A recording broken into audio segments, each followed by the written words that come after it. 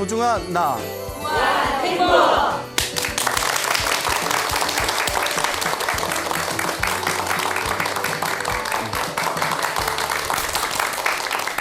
예, 만나서 반갑습니다.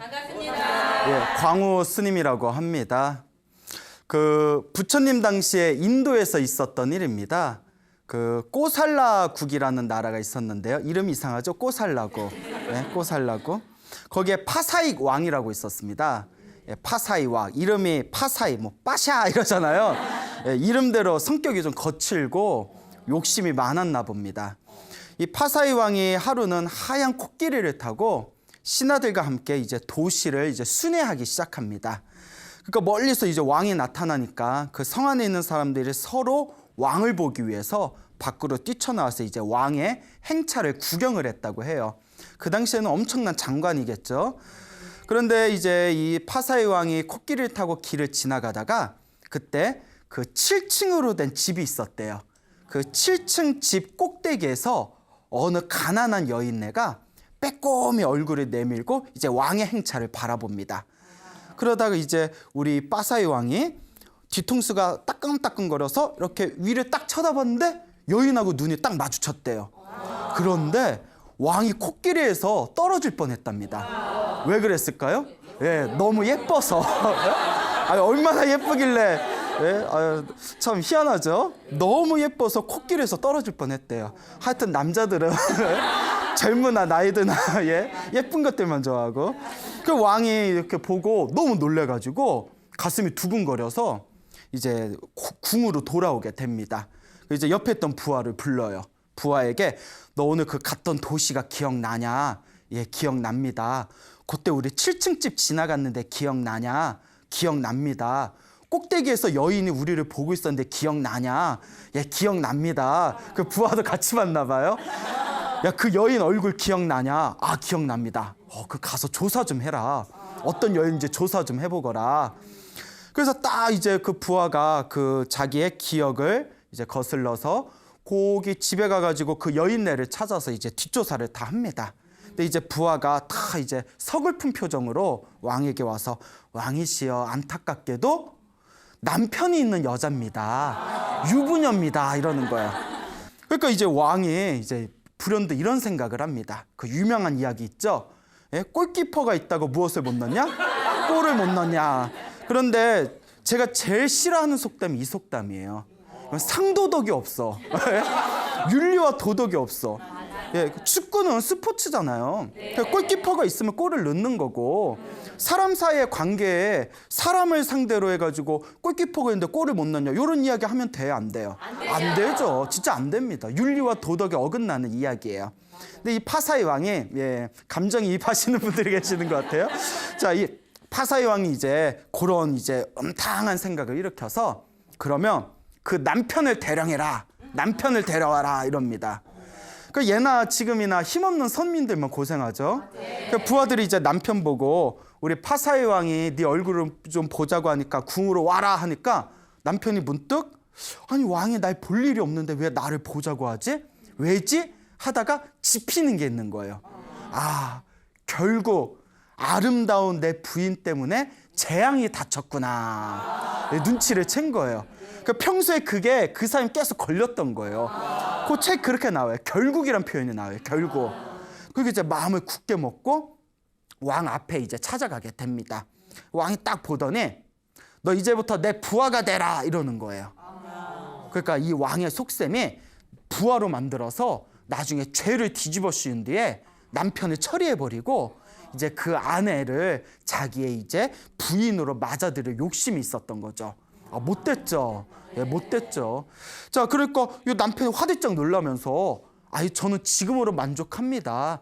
저는 그냥 제 손으로 제가 일해서 돈 버는 게 만족합니다. 제가 차라리 세금을 더 낼 테니까 저를 그냥 내버려 더 두십시오. 이랬더니 왕이 짜증을 내면서 내가 니깐노 세금 더 받아서 뭐하냐? 부하가 되라! 이러더니 이제 칼하고 방패를 주는 거예요. 그 밑에 이제 왕을 지키는 경호원, 군인이 됩니다. 그래서 이제 왕이 어떻게든 저놈한테 내가 트집을 잡아가지고 저놈한테 죄를 뒤집어 씌우리라 하고 호시탐탐 노리는데 남편도 눈치가 귀가 막히거든요. 그러니까 어떻게든 나한테 트집을 잡겠다 싶어가지고 정말 온 정성을 다해서 왕을 모셨대요. 그 왕이 도저히 트집을 잡을 데가 없는 거예요. 그러니까 이제 왕이 야, 저 녀석도 눈치가 보통이 아니구나. 그러니까 어떻게 하면 좋을까 하다가 이제 그 남편에게 다음과 같이 명령합니다. 여기서 떨어진 어디 강가에 가면 붉은 흙가, 적토라고 해가지고 붉을 적자의 흑토자예요.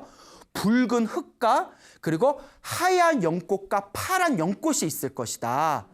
그 하얀 연꽃, 파란 연꽃 우리가 특히 파란 연꽃은 정말 어디 가서 볼 수가 없잖아요. 그 붉은 흙과 하얀 연꽃과 파란 연꽃을 가져오너라 하고 명령을 내립니다. 오늘 저녁에 내가 저녁에 목욕할 때까지 안 가져오면 내가 너를 벌하리라. 그 완전 대놓고 이전 트집 잡는 거잖아요. 그러니까 이제 이 남편이 아이고 왕이 참다 이제 나에게 완전히 이제 함정을 파놓는구나. 내가 그걸 어디서 구한단 말인가. 그러니까 어쨌건 이제 그 강가에 갔어요. 강가에 갔는데 아무리 봐도 붉은 흙하고 하얀 연꽃, 파란 연꽃이 있어요, 없어요? 없잖아요. 그러니까 거기서 눈물을 흘리면서 간절하게 기도를 합니다. 거기 이제 큰 이제 강이니까 우리 옛날에 큰 뭐 호수나 강이나 바다에는 용왕이 살고 있다 이런 얘기 있잖아요. 그래서 무속인들 보면 바다나 어디 호수나 저수지 같은 데서 촛불 켜놓고 막 용왕 기도하고 이러는 분들이 계시잖아요. 근데 그 용왕 신앙이 굉장히 오래됐나 봐요. 여기서도 이제 용왕이 등장하게 됩니다.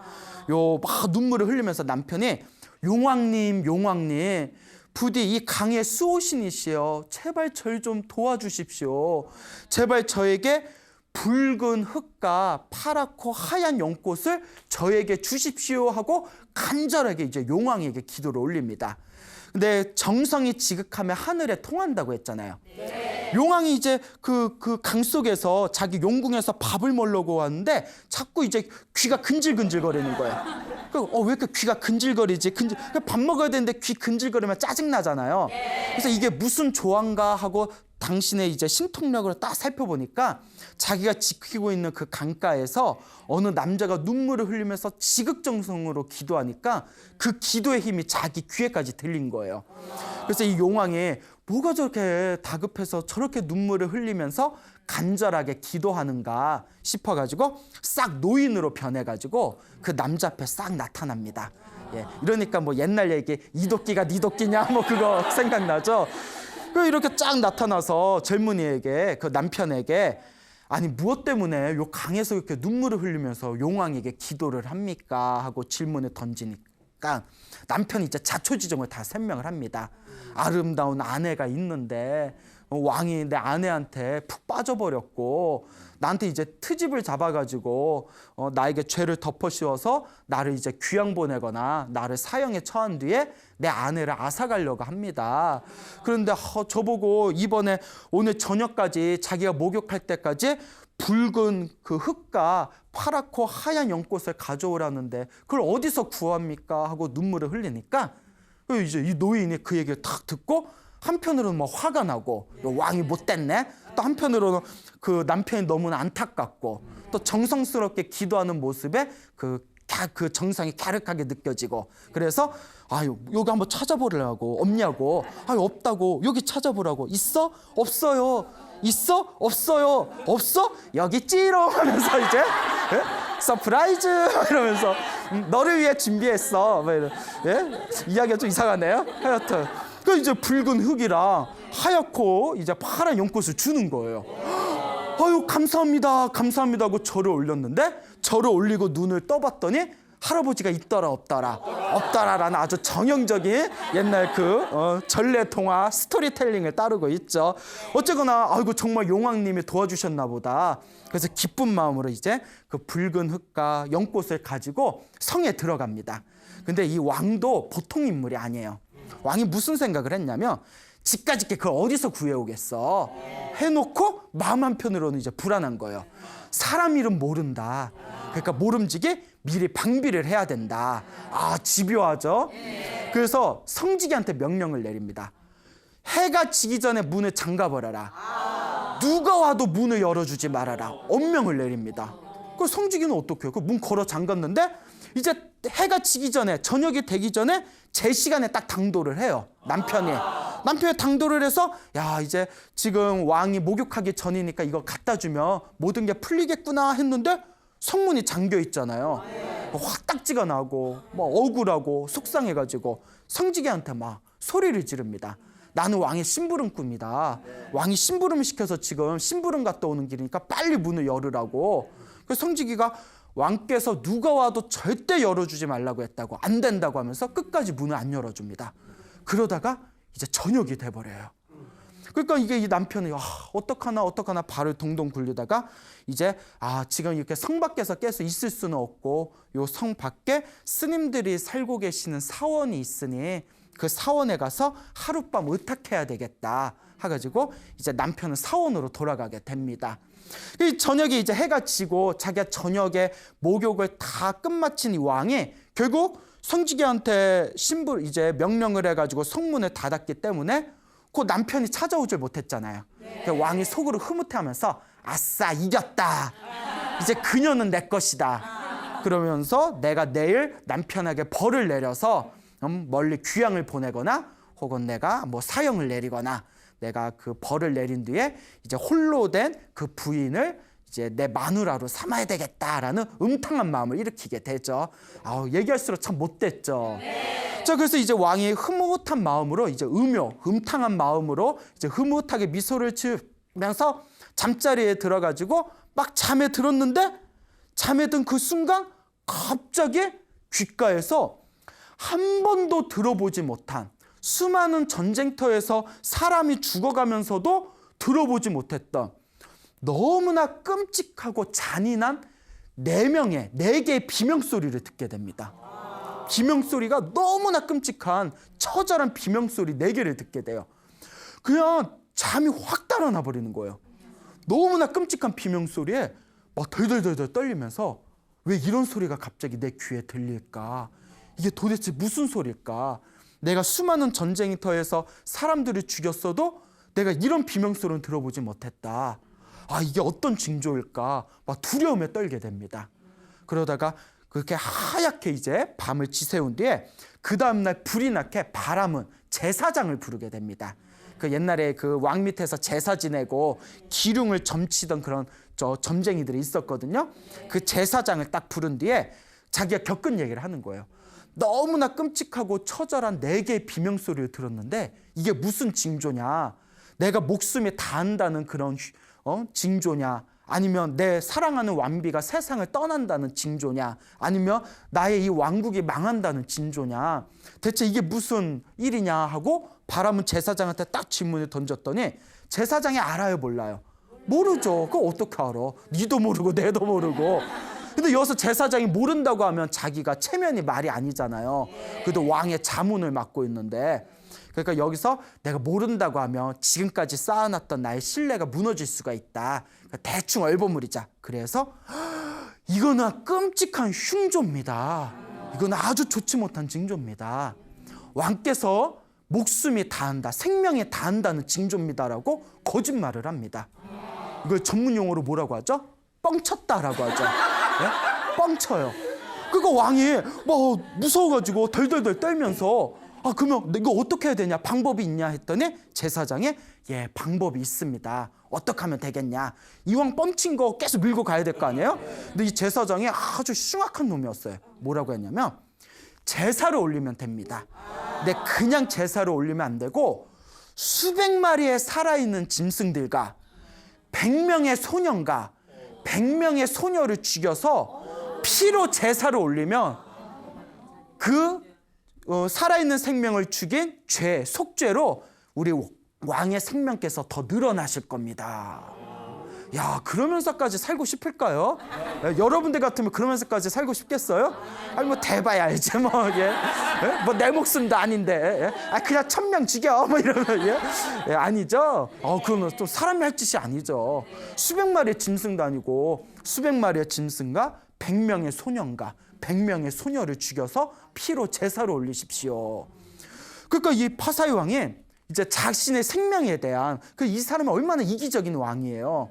그러면 너에게 실권을 다 줄 테니까, 너에게 정권을 줄 테니까 네가 다 준비를 해가지고 그러면 제사를 올리도록 해라.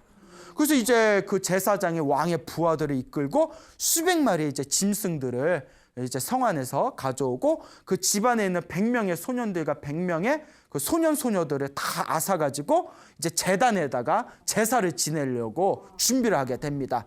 그래서 성안이 완전히 아비규환이 되겠죠. 네. 집안에서 막 비명을 지르고 울음소리가 터지고 성안이 완전히 이제 지옥도가 돼버립니다. 그때 이 파사의 왕에게 말리까라는 왕비가 있었습니다. 그러니까 파사의 왕이 이렇게 욕심도 많고 굉장히 거친 왕이었는데 부인복은 있었어요. 예, 부인복은 있었습니다. 자, 그러니까 이 파사의 왕의 이런 어리석은 행동 때문에 성 안에 비명소리가 가득하니까 말리까가 궁전에 있다가 이 이야기를 듣게 됩니다. 너무 놀래가지고 부처님은 꿈틀대는 살아있는 생명 하나도 소중히 대하라고 했는데 우리 왕이 미쳤구나, 미쳤어. 그래서 이제 왕에게 찾아갑니다. 폐하, 이게 무슨 일입니까? 이게 어떻게 된 겁니까? 그 왕이 막 자초지종을 얘기하는 거예요. 근데 이제 이 왕이 왕한테 약간 애처가였거든요. 근데 애처가였는데도 바람 피는 건 어쩔 수가 없나 봐. 하여튼 남자들은 예, 그래요? 미안해요, 거사님들. 자, 여튼그나 그러니까 이거 막 부인을 막 손에 잡고 막 자치조정을 설명을 하는 거예요.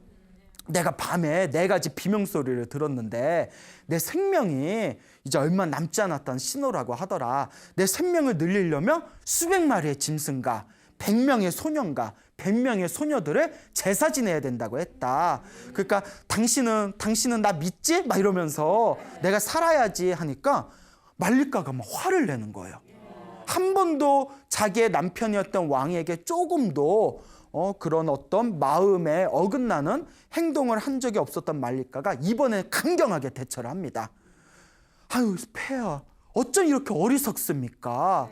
폐하께서는 이 세상에서 모든 일을 이룰 수 있는 힘과 권력을 가지고 계시는데 정작 이런 자그마한 일에 옳고 그름도 분별할 줄을 모르십니까? 어쩜 이렇게 어리석습니까? 이러니까 폐하가 어안이 벙벙한 거예요. 한 번도 내 말을 거슬리지 않았던 왕비가 왜 이러지? 오늘 뭐 잘못 먹었나? 그러니까 아니 왕비 뭐 말이 너무 심하지 않소? 그러니까 왕비가 하는 얘기가 아니 다른 생명을 죽여가지고 내 생명을 늘릴 수 있다는 어리석은 사람들의 말을 믿습니까? 그런 어리석은 사람들의 말을 어떻게 믿는단 말입니까? 왕이시여, 우리 가까운 곳에 위대한 지혜를 갖추신 부처님이 계시지 않습니까? 부처님께 가서 이 일을 여쭤보는 게 맞지 않겠습니까? 그때서 이제 파사의 왕이 그렇지, 부처님이 계셨지. 이거 보면 파사의 왕이 약간 머리가 모자랐던 것 같아요. 예? 맞아, 부처님이 계셨지. 그래, 그 부처님께 한번 가보자. 그래서 이제 마차를 타고 말리까 왕비와 함께 부처님이 계신 사원에 갑니다. 근데 사실 부처님은 다 알고 계셨겠어요? 모르고 계셨겠어요? 그렇죠. 다 알고 계셨겠죠. 다 알고 계셨지만 이제 짐짓 아무것도 모르는 것처럼 이제 왕과 왕비를 맞이하게 됩니다. 왕과 왕비가 부처님께 삼배를 올리고 그리고 한쪽에 이렇게 나란히 무릎을 꿇고 앉습니다. 그러니까 이제 부처님께서 어쩐 일로 오셨어? 하고 질문을 던지니까 왕은 이제 자기가 죽을지도 모른다는 공포심과 그리고 살아있는 생명을, 수많은 생명을 죽이려고 했던 그 자기 어리석음에 대한 부끄러움 때문에 부처님한테 차마 먼저 말을 꺼낼 수가 없었대요. 근데 양심은 좀 있었나 봐요. 그러니까 옆에 있는 말리까 왕비가 하나하나 자초지종을 설명을 합니다. 그 부처님께서 다 듣고 난 뒤에 왕을 향해 다 바라보면서 그 말이 사실입니까? 리얼? 뭐 이러면서 리얼리?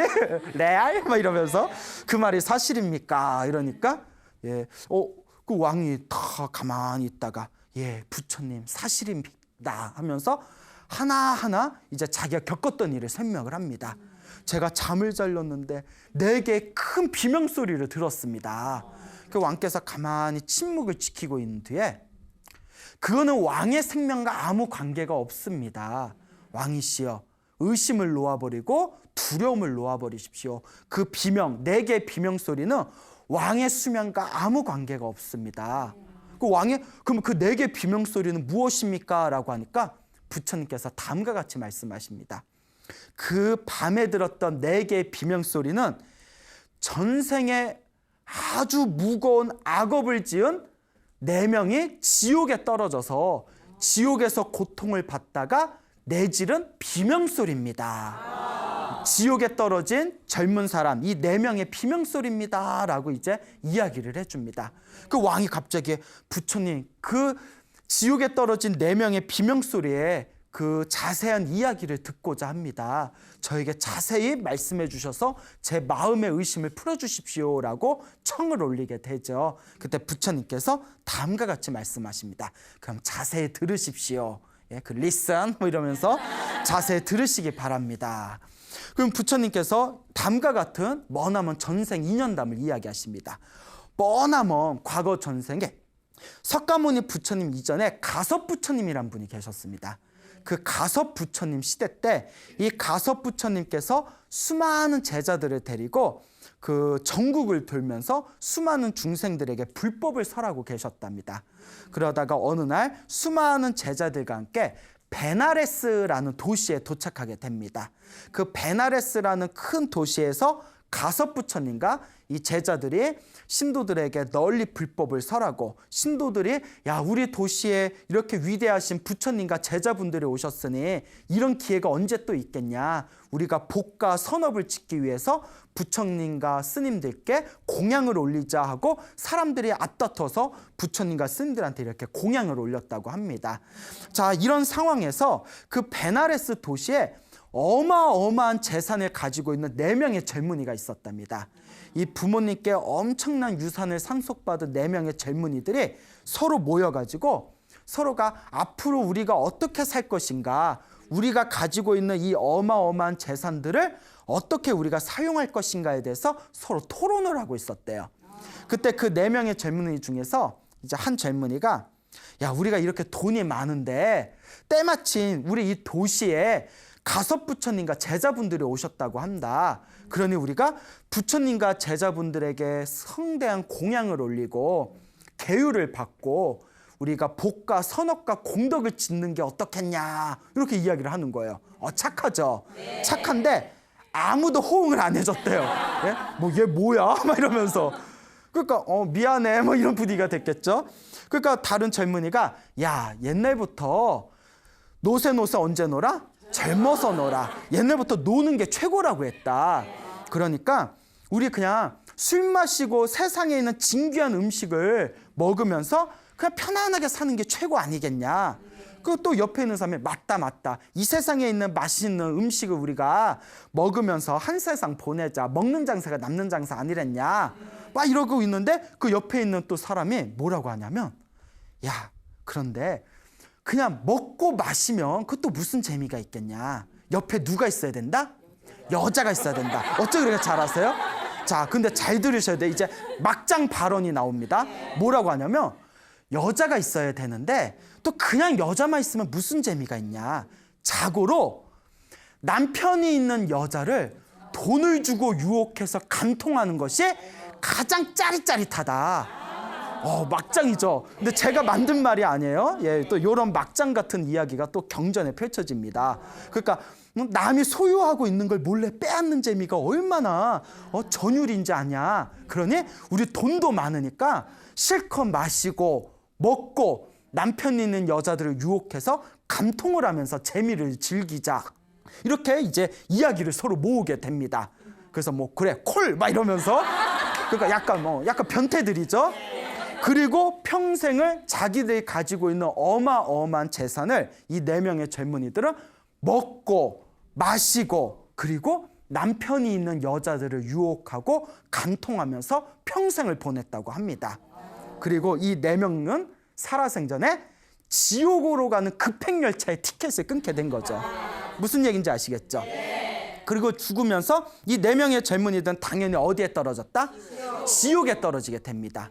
지옥에 떨어지게 되었을 때 그 살아생전에 평생을 어리석게 살고 복과 선업과 공덕을 전혀 짓지 않고, 제일 중요한 거, 남의 아내를 탐내고 탐욕하고 강통한 그 강력한 악업에 의해서 지옥에 떨어지게 됐는데, 마치 지금의 누구의 모습과 같아요? 그렇죠. 왕의 모습과 같죠. 왕이 내가 이제 저 남편을 죽이고 저 아내를 내가 이제 빼앗아서 간통하리라라는 흐뭇한 마음을 일으켰을 때 그 왕의 파장이 누구의 파장과 맞아떨어졌을까요? 지옥에 떨어진 4명의 젊은이들의 악업, 업보와 파장이 맞아떨어진 거예요. 그때 자기 귀에 무엇이 들렸다? 그 젊은이 4명의 비명소리를 듣게 된 거예요. 그때 파장이 맞아떨어지면서. 그래서 이런 얘기가 있죠. 여러분들이 기도를 열심히 하고 여러분들이 연부를 열심히 하고 여러분들이 부처님의 경전 공부를 열심히 하면 여러분들의 마음이 하늘 세상과 통하게 됩니다. 그래서 귀에서 열심히 기도하다 보면 귀에서 천상 소리를 듣게 된대요. 실제로 제 아시는 분들이 그런 경험을 하신 분들이 있어요. 어떤 분들은 또 기도를 열심히 하는데 방에 향을 피지 않았는데 갑자기 방 안에서 한 번도 맡아보지 못했던 너무나 향기로운 향냄새가 방 안에 가득해지는 걸 또 경험한 분이 계십니다. 그러니까 이게 책에 나오는 말이 다 거짓말이 아닌 것 같아요. 그러니까 우리의 마음이 어디에 파장을 일으키냐. 하늘과 파장이 일으키면 죽어서 하늘색에 태어나게 될 거고, 짐승의 업보와 파장이 맞아떨어지면 죽어서 짐승으로 태어나게 되고, 지옥에 떨어질 업보의 파장과 맞아떨어지면 어디에 떨어지게 될까요? 지옥에 떨어지게 되겠죠. 파사의 왕은 그때 지옥에 떨어진 그 4명의 젊은이의 악업, 업보, 간통의 업보와 파장이 맞아떨어졌던 거예요. 왕께서 이와 같은 그 4명의 젊은이들이 지옥에 떨어져서 내지르는 그 비명소리를 듣게 된 겁니다. 왕이시여 라고 설명을 하는 순간 왕이 온몸에 땀이 쪼르르 흐르면서 옷이 다 땀으로 젖어버렸대요. 그래도 왕이 그래도 성근이 있는 거예요. 만약에 전생에 업보가 두꺼운 왕이면 그 소리 듣고 약 팔고 있네 막 이러면서 뻥치네 막 이러면서 에이 어디서 약을 팔어 이랬을 텐데, 그렇잖아요. 우리 실제로 주변에 업보가 두꺼운 사람들은 아무리 이렇게 좋은 얘기해줘도 안 믿어요. 어떤 보살님이 우리 소나무 프로가 너무너무 좋대요. 이걸 보면서 막 신심을 일으켜서 자기 뭐 주변에 누구한테 이렇게 들려주면 에이 이런 걸 믿어요? 뭐 이런다 하잖아요. 그러니까 이 업보가 다 틀린 거예요. 근데 왕은 그래도 전생에 공덕, 선업의 힘이 있었던 거예요. 온몸에 땀이 쪼르르 흐르면서 하마터면 나도 다음 생에 어디에 떨어질 뻔했구나. 지옥에 떨어질 뻔했구나. 정말 큰 업을 지을 뻔했구나. 정말 내가 무거운 업을 지을 뻔했구나 하고 스스로를 반성하게 됩니다. 그 자리에서 벌떡 일어나서 부처님한테 절을 올리면서 거룩하신 세존이시여, 부처님이 아니면 제가 정말 무서운 업을 지을 뻔했습니다. 저의 어리석음을 일깨워 주셔서 감사합니다. 부처님이시여, 부처님이시여, 저는 오늘 하룻밤 내내 그 비명소리를 듣고 잠을 자지를 못했습니다. 잠 못 드는 이에게 밤이 얼마나 긴지 오늘 뼈저리게 느꼈습니다 라고 하는 순간 부처님께서 미소를 지으면서 왕에게 다음과 같은 유명한 개송을 읊습니다. 그 아주 유명한 개송입니다. 한 번씩 다 들어보셨을 거예요. 잠 못 드는 사람에게 밤은 길고 지친 나그네에게 길은 멀다. 바른 진리를 알지 못하는 어리석은 사람에게 생사의 윤회의 길은 참으로 길기만 하구나 라는 유명한 개송을 읽게 되십니다. 자, 이와 같이 이 부처님의 가르침을 듣고 마음이 환해진 왕은 이제 궁전으로 돌아와서 사람들을 다 풀어줍니다. 또 짐승들 다 풀어주죠. 설마 부처님 앞에서 절하고 난 뒤에 궁전에 와서 그건 그거고 막 이러면서 그냥 제사 지내 뭐 이러면 또 말이 안 되지 않습니까? 그래서 마음이 환해진 왕이 와서 다 풀어준대. 미안하다 하면서 한 명 한 명하게 이제 참회를 한 뒤에 다 집으로 돌려보냅니다. 근데 이 모든 일들이 말과 왕비의 지혜로 이 모든 일들이 풀렸다는 걸 안 성안의 수많은 사람들이 말리과 왕비를 찬탄했다고 합니다. 말리과 왕비시여 영광을 누리셔서, 말리과 왕비시여 우리의 목숨을 살려주셔서 너무나 감사합니다. 말리과 왕비시여 만세 만세 만만세 하면서 이야기가 훈훈하게 끝나게 되죠. 자, 그리고 당연히 그 남편은 다시 무사히 집으로 돌아가게 되고 또 아름다운 그 아내와 함께 다시 또 이제 행복한 가정 생활을 하게 되었다라는 아주 훈훈한 미담이 전해지고 있습니다. 자, 이와 같은 이야기가 이제 끝나게 되고 그날 저녁에 이제 스님들끼리 절에 모여서 그 오늘 있었던 일들을 서로 대화를 합니다. 야, 말리까 왕비가 참 지혜로워. 말리까 왕비가 그때 조언을 해서 부처님께 왕을 데려오지 않았으면 오늘 성 안에서 정말 끔찍한 일들이 생길 뻔했다. 말리까 왕비가 참 지혜롭구나. 그럼 누구 신도인데? 우리 신도지 뭐 이러면서 그때 부처님께서 다 지나가시다가 스님들이 대화를 하는 소리를 듣고 그 안에 싹 들어가십니다. 제자들이요, 스님들이요, 무슨 대화를 나누고 있는가? 그 스님들이 오늘 있었던 말리까 왕비의 지혜에 대해서 칭찬하고 있었습니다. 근데 부처님께서 다음과 같이 말씀하십니다. 말리까 왕비가 지혜로 수많은 사람들을 구해낸 것이 이번 한 생이 아니다. 과거 전생에도 그런 일이 있었다. 그러니까 제자들이 부처님 그 이야기를 자세히 듣고자 하옵니다. 부처님께서 그럼 자세히 잘 듣거라. 자, 부처님께서 다음과 같은 이야기를 하십니다. 머나먼 과거 전생에, 한량없는 과거 전생에 어느 왕이 있었다고 합니다. 왕이 그 아주 오래된, 수명이 오래된 큰 나무 밑에서 기도를 올렸답니다. 그 우리 선앙당 뭐 이런 거 있지 않습니까? 옛날부터 요 동양권에서는 나무에 특별한 초능력을 가진 목신, 나무의 신이 살고 있다라는 그런 전설들이 있었나 봐요. 그래서 왕이 그 나무의 신, 그 목신에게 간절히 기도를 올리면서 우리 아버지인 왕이 세상을 떠나시고 제가 왕위를 계승하게 된다면 이 세상에 100명의 왕과 100명의 왕비를 잡아다가 이 나무 밑에서 피로 제사를 올리겠습니다. 이렇게 기도를 올립니다. 얘도 좀 정신병자인 것 같아요. 약간 보다 보면 좀 이상한 애들이 많아요. 이야기를 보다 보면. 아니 왜 뭐 커피를 올리겠습니다. 과일을 올리겠습니다. 뭐 빵을 올리겠습니다. 올릴 거 많잖아요. 근데 왜 괜히 왜 100명의 왕과 100명의 왕비를 죽여서 피로 제사를 올리겠습니다. 하여튼 희한한 놈들이 많아요. 그러니까 이제 목신도 쟤 왜 저러지? 속으로 나 피 별로 안 좋아하는데? 근데 혼자 기도하고 혼자 북치고 혼자 장구치더니 아버지가 갑자기 죽어버리고 왕이 돼버립니다. 예.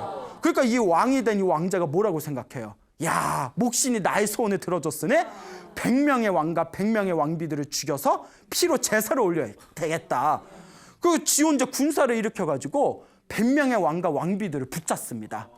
그리고 이제 부하들을 시켜서 몇 월 며칠 날 저 나무 밑에서 제사를 올려라 라고 이제 명령을 내리게 됐는데 정작 나무에 살고 있는 목신은 어이가 없는 거예요.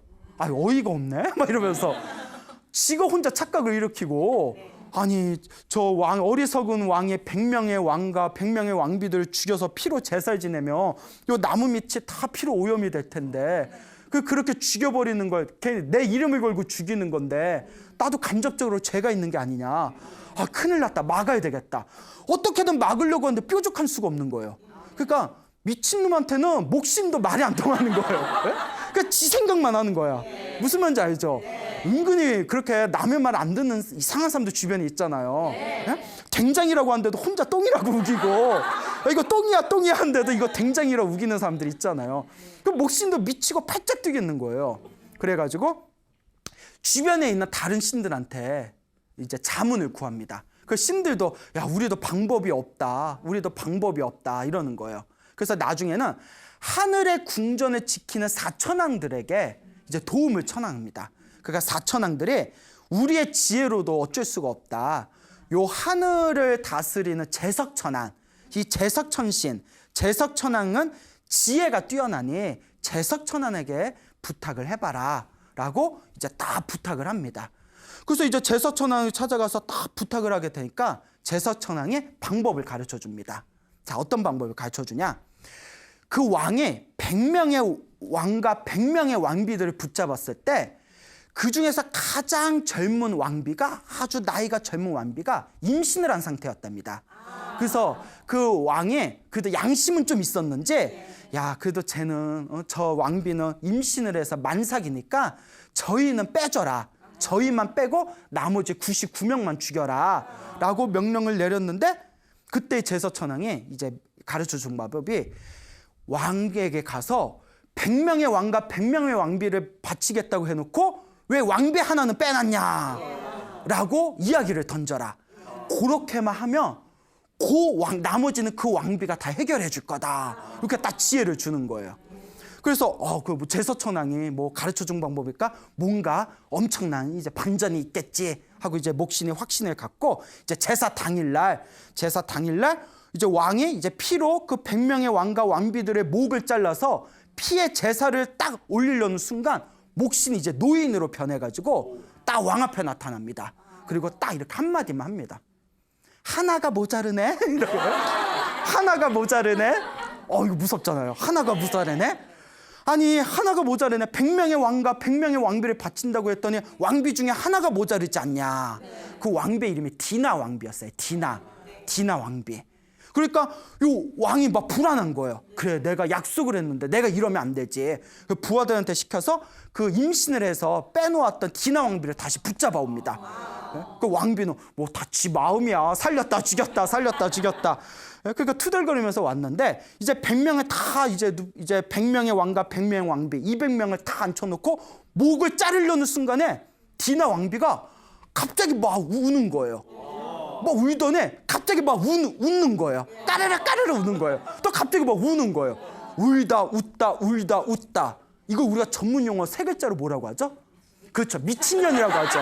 맞아요. 미친년이라고 하죠. 거기다 짜리 머리에 꽃만 꽂으면 완벽하죠. 왕이 어이가 없는 거예요. 이 신성한 제사를 지내는데. 그러니까 너 미쳤냐? 이러니까 왕이시여 그렇게 말씀하지 마십시오. 저는 미치지 않았습니다.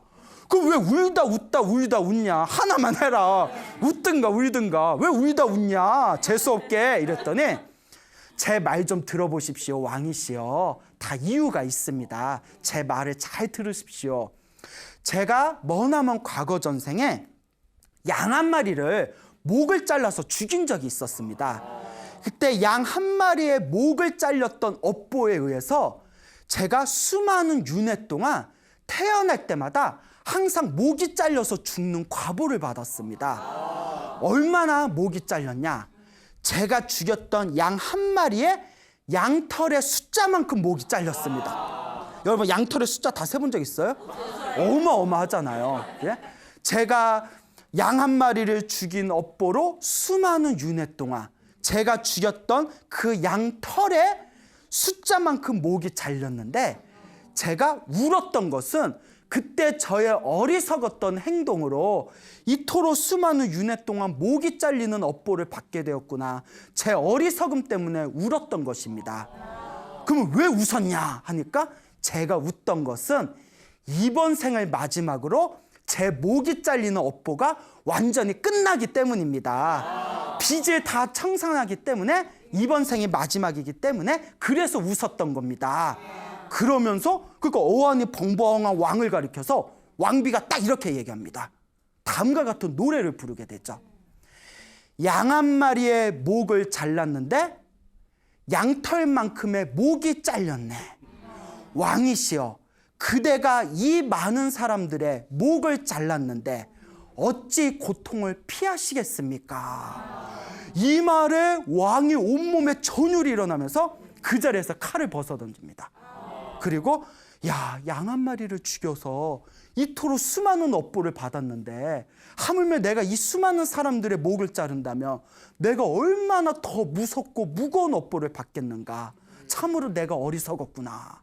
그래 참 순진해요. 또 참 순진해요. 그러면서 그 자리에서 왕과 왕비들을 다 풀어주고 한 분 한 분에게 지극한 마음으로 한 분 한 분에게 사과와 참회를 올린 뒤에 그들을 왕궁으로 보냈다고 합니다.